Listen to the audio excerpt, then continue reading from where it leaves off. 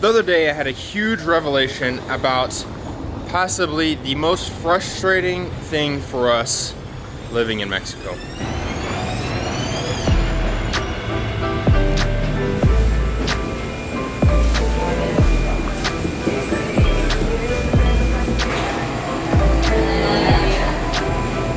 Gracias.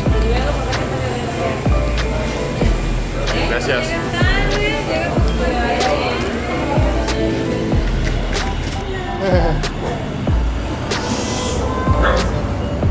Hola, chiquita.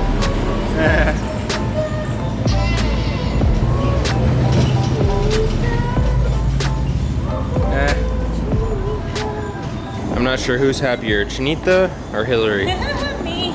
You know, sometimes we talk about moving out of this neighborhood, still in Vallarta, but just to a different neighborhood, but we never could because, one, where would we get our chicken? I feel like going to the meat market and talking with everybody in there, just saying hi to everybody in there every morning, it just feels right. We've been doing it for 5 years, and then all of like the dogs like Chinita and cats at the different stores that you pet. Animals that I love. What would I do without them? I need them. Iced Americano.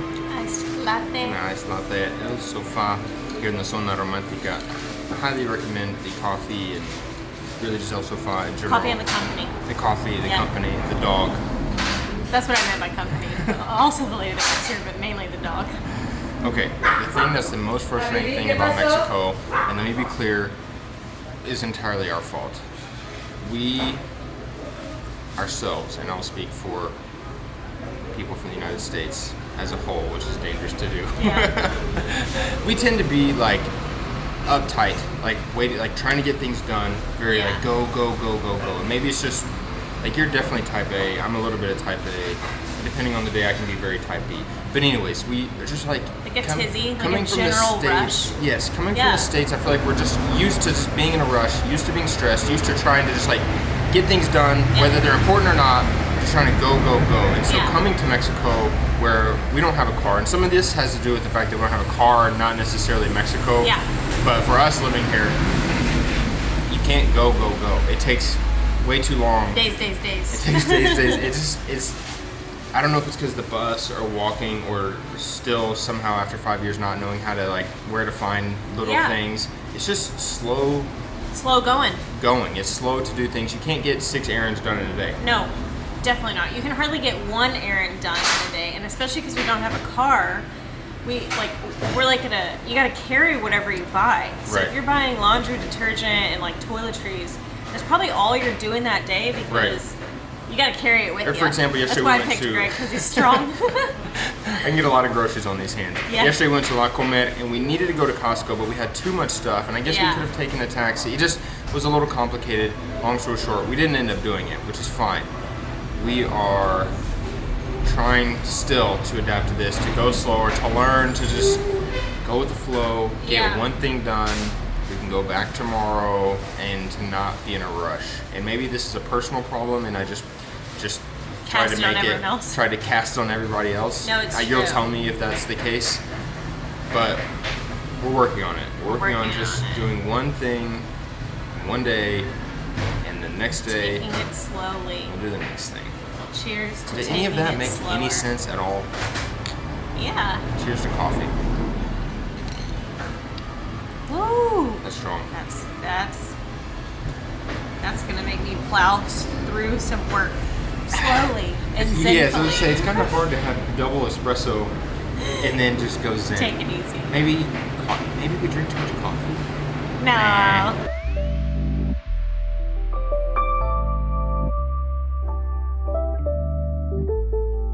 Sometimes I have this bad habit of like kind of biting on straws, just putting a little pressure down on them.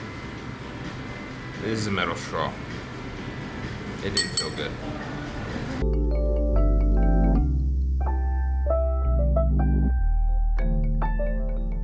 Sign that we're doing Vallarta right. Just sitting on a street corner and watching things go by. Watching life as it flutters by in front of us. Actually, a lady almost got hit by a car. And we saved her. So we're just out here saving lives. Waiting for burritos. I was gonna say, it's kind of cheating. We do have a purpose in sitting here. We're waiting for food, of course. But I was thinking, I think I mean, really, like, pata saladas, like, people that have been here for 50, 60 years, it's kind of what they do. Sit on curbs with the guts out. And they're doing it right, and we're doing it wrong. And we're going to change it. We're trying to change it.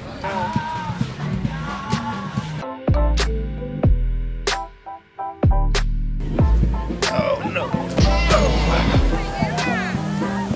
That was a close one. We knew we were sitting in the danger zone because we could see the water line on the sand, and it had been up to this point of the sand at some point, but the sand was still dry. But that almost got us. Luckily, Hillary saw it coming in and was like, oh, we might want to be on the lookout. I've learned my lesson.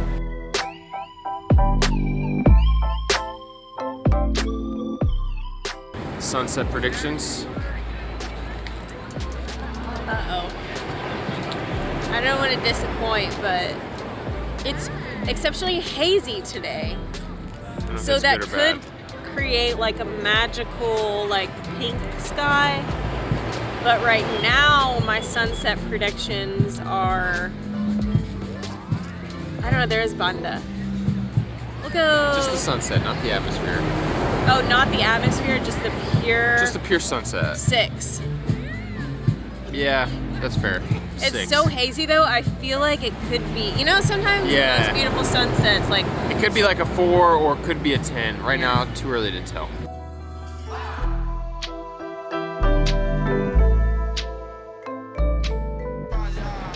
Sunset rating? Oh, I mean, I feel like the problem with sunset ratings is I feel like a spoiled brat. But that one just kind of disappeared without leaving a big mark. And for that reason, I gotta stick with my 6 initial. I mean, we've seen a lot of sunsets and yeah. I'm sorry to be such a brat. Like, I don't want to be a Debbie Downer sitting on this beach. Yeah, the company taking the time to watch the sunset. The company's always a 10. No. The ability to do this, watching it, a 10. The actual sunset, that was like a 2 or 3, let's be honest. A 6, that was not a 6. I'm usually really optimistic. What's that say about me? Made it home. While the sunset was only a 6 out of 10, tonight I am going to make the world's best, my famous quesadillas, and they're sure to be a 10 out of 10. Now, Greg's doing some pull-ups at the gym park place nearby, but it's time for us to get started cooking. Now, there are about a million ways to make quesadillas, but mine are world famous, so I'm gonna tell you how I'm gonna make them. Shredded chicken, can't show you guys. Shredded chicken.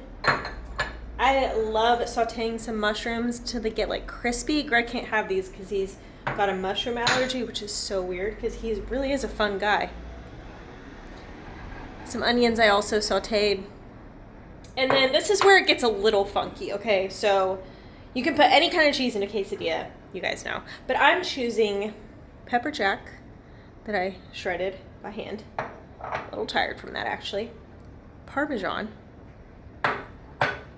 And goat cheese. This may sound like an interesting combo, and well, I'll have to let you guys know how it turns out. Time to get to grilling these bad boys.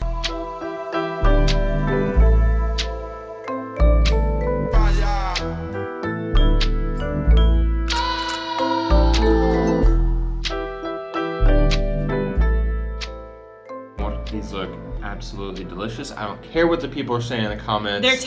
They're tiny. I feel like I just told Greg off camera, he gets to eat 5 today. That's his portion for today. 5 today, 5 tomorrow. Because they're tiny. You get 5. I thought you'd like that. Before we turned the camera, you told me I looked fat today. No, I didn't. Shut up. Well, it turns out the most frustrating thing about Mexico really doesn't even exist, and it's our own problem. And really, if it did exist, it's the best thing about Mexico. Yeah, and you're right.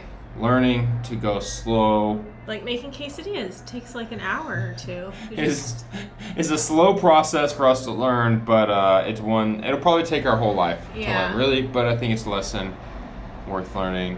With that said, cheers. Provecho, mi amor. Mmm. The goat cheese. Mmm. Really goats a long way. Bye-bye.